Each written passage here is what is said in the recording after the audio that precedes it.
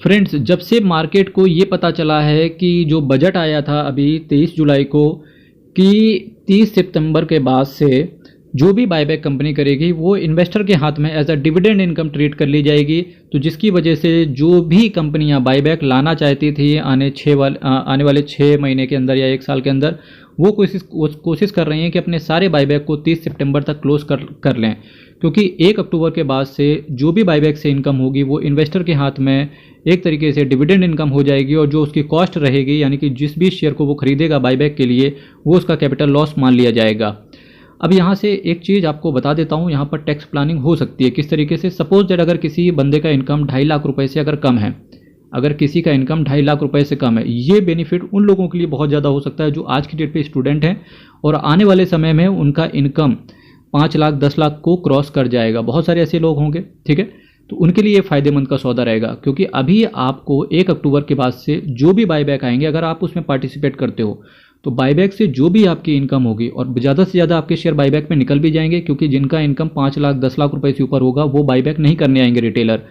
तो उस केस में जिनका इनकम 2.5 लाख रुपए से कम है वो जब बायबैक करने के लिए जाएंगे तो उसमें एक सबसे अच्छा एक कैच है, टैक्स प्लानिंग हो जाएगी। यहाँ से कैच ये है कि जो भी आपकी इनकम होगी वो डिविडेंड इनकम मान ली जाएगी, यानी कि आप नॉर्मल टैक्स स्लैब रेट के हिसाब से चार्ज करोगे। साल में अगर 100 कंपनियों के भी बायबैक आते हैं, 100 कंपनियों के भी बायबैक आते हैं, और अगर आपका 4,000 रुपये का एक शेयर मान लेते हैं तो टोटल आपका कितना हो गया, ये 4,000 का शेयर मान लेते हैं तो 4 लाख रुपए आपका नॉर्मल इनकम एक तरीके से हो जाएगा। तो ये जो 4 लाख रुपए है आपका, अगर हम ओल्ड टैक्स रिजीम के हिसाब से बात करें तो 5 लाख रुपए तक टैक्सेबिलिटी जो होती है वो नील हो जाती है। न्यू टैक्स रिजीम के हिसाब से 7,27,770 तक नील हो जाता है। तो आपका जो बायबैक से इनकम करेंगे उस पर तो आपको कोई टैक्स नहीं देना है, पर हाँ जो बायबैक करने के लिए जो आप खरीद के लाओगे ना जो शेयर, जैसे सपोज दैट किसी शेयर को बायबैक करने के लिए 4,000 रुपये में बायबैक किया, आपने उसको खरीदा 3,500 रुपये में, तो 3,500 रुपये आपका कैपिटल लॉस हो जाएगा। अब कैपिटल लॉस सेट ऑफ करने के लिए आपके पास कैपिटल गेन होना चाहिए। अब चूंकि आपका तो छोटा इनकम स्टूडेंट हो तो बस छोटा मोटा कमा रहे थे गेन, तो जो ये गेन रहेगा, जो आपका जो ये 4,000 जो आपने 4,000 कमाने के लिए जो 3,500 रुपये लगाए थे, ये आपका कैपिटल लॉस है। इस 3,500 रुपये को आप 8 साल तक कैरी फॉरवर्ड कर सकते हो, यानी कि आपके हाथ में इतना बड़ा 8 साल तक लॉस इकट्ठा हो जाएगा। आने वाले समय में अगर आप 4 साल 5 साल बाद 10 लाख रुपए से अगर आपकी ऊपर इनकम होती है, अगर आप म्यूचुअल फंड के अंदर गेन कर रहे हो, चाहे शॉर्ट टर्म हो फिर चाहे लॉन्ग टर्म हो, वो आपका सेट ऑफ करने को आपको मिल जाएगा। ठीक है, शॉर्ट टर्म कैपिटल गेन आप लॉन्ग टर्म से और शॉर्ट टर्म से दोनों से ही आप सेट ऑफ कर सकते हो। हालांकि लॉन्ग टर्म जो कैपिटल गेन होता है हालांकि जो लॉन्ग टर्म कैपिटल गेन होता है उसे केवल आप लॉन्ग टर्म कैपिटल लॉस से ही आप सेट ऑफ कर सकते हो। ठीक है, तो ये चीज़ें हैं, यहाँ से आपको कुछ बहुत सारी चीज़ें सीखनी चाहिए। एक कैच आ गया है, जिनका 2.5 लाख रुपए से कम इनकम हो वो बायबैक करते जाएं।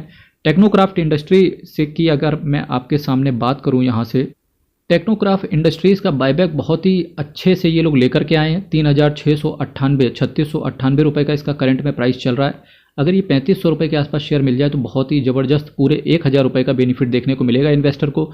130 करोड़ का बायबैक है, 4,500 रुपये पर शेयर में कंपनी लेगी, यानी कि जो भी शेयर ये 3698 का खरीदेगा उससे कंपनी 4,500 रुपये का खरीद लेगी वापस से ये। और आपको पता होगा 30 सितंबर के पहले अगर ये पूरा बायबैक क्लोज हो जाता है तो 4,500 रुपये इन्वेस्टर के हाथ में टैक्स फ्री हो जाता है। फिर चाहे आपका इनकम 50 लाख हो चाहे 10 लाख हो, उससे फ़र्क नहीं पड़ता। यही चीज़ें 1 अक्टूबर से चेंज हो जाएंगी। 1 अक्टूबर से ये 4,500 रुपये आपका डिविडेंड इनकम हो जाएगा और ये आपका कैपिटल लॉस मान लिया जाएगा 3,698 रुपये। होप्स हो कि आप चीज़ें समझ गए होंगे। जिसका भी 2.5 लाख रुपए से कम इनकम है तो 4,500 रुपये ये आपका हो जाएगा। अगर 100 बायबैक मिले तो आपका कितना हो गया, 4.5 लाख, जो कि टैक्स फ्री है। आने वाले 4 साल में अगर इनकम आपका 8 लाख 10 लाख रुपए से ऊपर निकलता है तो 3698 बहुत सारे, मान लेते 3,69,800 रुपये आपका कैपिटल लॉस आपके हाथ में हो जाएगा। तो जब भी कोई गेन आए उससे सेट ऑफ करवाते रहना है कि नहीं, मस्त सौदा। तो इसी तरीके से, और last date to buy share, अगर आपको ये 4,500 रुपये लेने हैं यानी कि बायबैक में पार्टिसिपेट करना है तो 26 अगस्त तक आपको शेयर आपके डीमैट अकाउंट पे होना चाहिए। रिकॉर्ड डेट इसकी 27 है, यानी कि 26 को खरीदेंगे तो 27 तारीख को आपके डीमैट में ये शेयर आ जाएगा। और जैसे ही डीमैट में शेयर आएगा तो रिकॉर्ड डेट इन्होंने 27 अगस्त ही रखी हुई है। हालांकि इसके बाद इन्होंने last date of receipt, tender कब होगा, ये सब चीज़ें 10-15 दिन के बाद खुलती हैं तो ओपन हो जाती हैं। तो ट्राइडेंट टेक्नोक्राफ्ट इंडस्ट्रीज, बस यहाँ पर एक कैच थोड़ा सा ये है कि बायबैक में अगर किसी को नहीं पता है तो पता होना चाहिए कि एक एक्सेप्टेंस रेशियो होता है। एग्जांपल के तौर पे अगर आदमी के पास 100 शेयर है तो हो सकता है कंपनी 6 शेयर ले, फिर बहुत सारे लोग ये कहते हैं कि अगर केवल एक शेयर खरीदा तो उसका क्या होगा। तो बात बिल्कुल सही है कि अगर आप एक शेयर खरीदते हो, जब भी कंपनी बायबैक अपने पास लाती है तो सबसे पहले कंपनी उन लोगों के शेयर उठाती है जिनके पास बहुत कम है। छोटे छोटे रिटेल इन्वेस्टर को उठा के कंपनी बाहर हटा देती है कि ये लोग थोड़े से पैनिक क्रिएट करेंगे, इससे अच्छा इनसे शेयर ले लिया जाए।